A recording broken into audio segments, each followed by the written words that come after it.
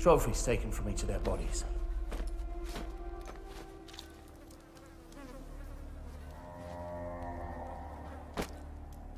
From 100 men? 200. God was with me. Michal.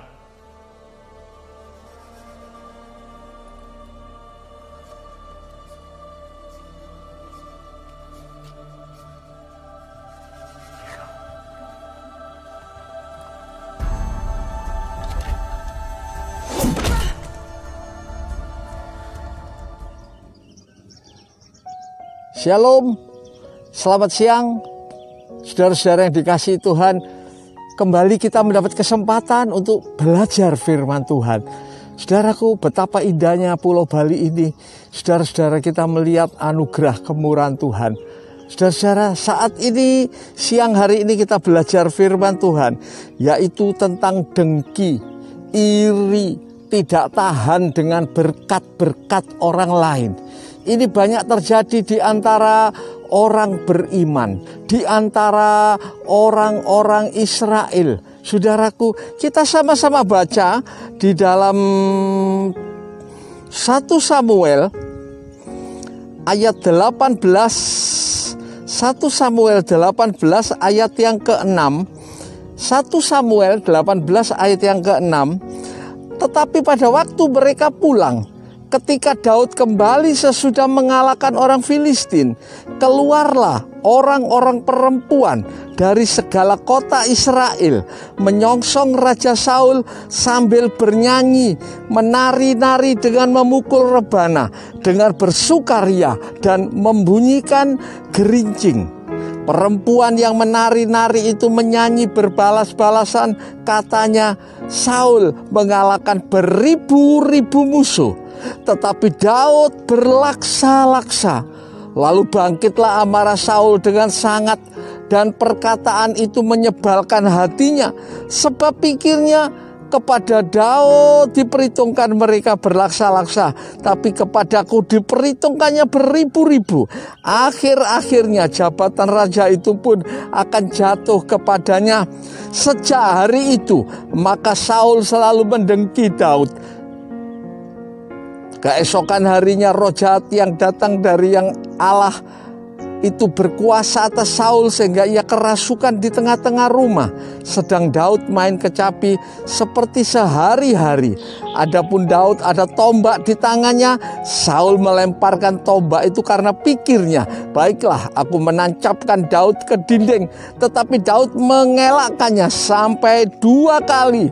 Amin. Saudaraku, ini firman yang kita baca, saudara. Ini pelajaran, ya. Di mana waktu itu perempuan-perempuan, saudaraku, dengan spontanitas mereka menaikkan nyanyian, Saul mengalahkan beribu-ribu. Waduh, Saul puas, saudaraku. Saul pikir dia mengalahkan beribu-ribu, tapi disambung, Daud mengalahkan berlaksa-laksa, akhirnya berpuluh-puluh ribu.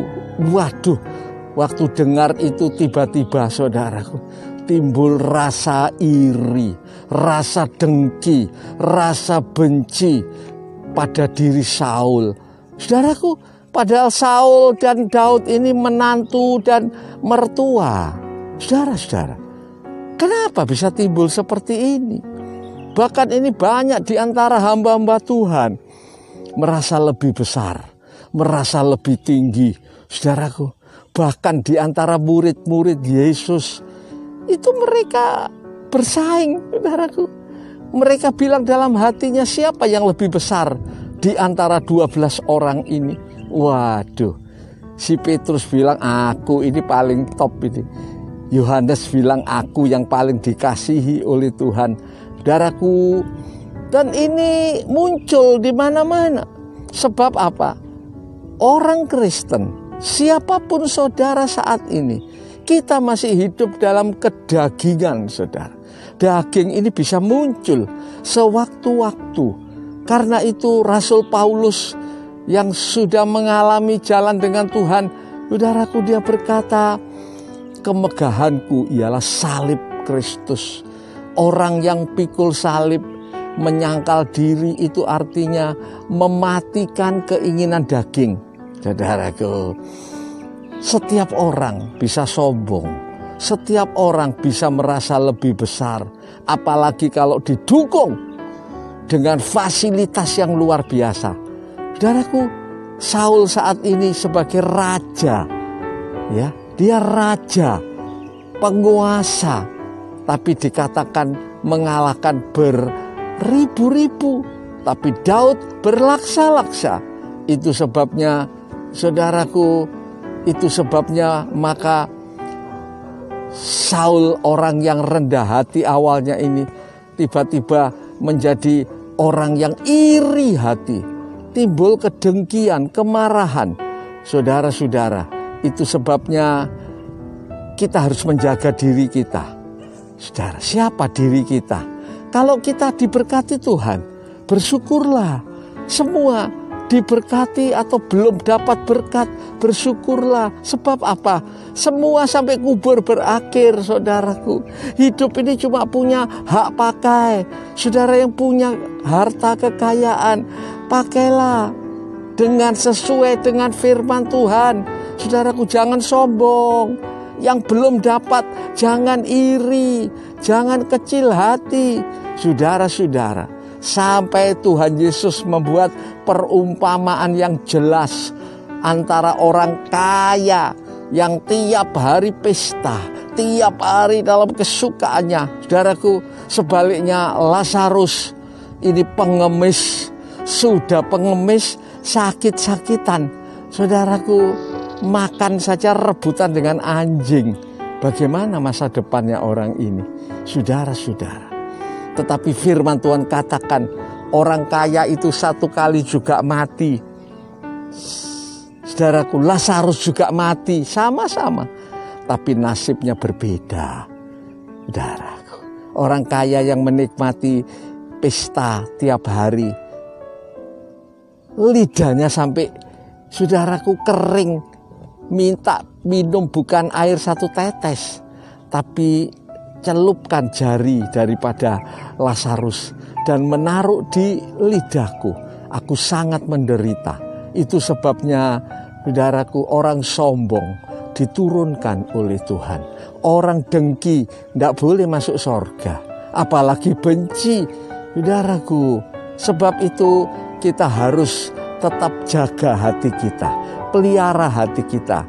Banyak orang tidak tahan lihat keberhasilan orang lain. Itu benih-benih kebencian. Biar kita pada siang hari ini kita berdoa pada Tuhan. Kalau yang ada kebencian satu dengan yang lain, minta ampun sama Tuhan. Masih ada kesempatan kita berdoa bersama-sama. Saudara yang ada persoalan, angkat tanganmu, saya berdoa buat saudara. Bapa dalam sorga, Tuhan melihat tangan-tangan yang diangkat Tuhan. Berapa banyak kami dulu merasa sombong, dulu kami merasa besar, dulu kami merasa mampu.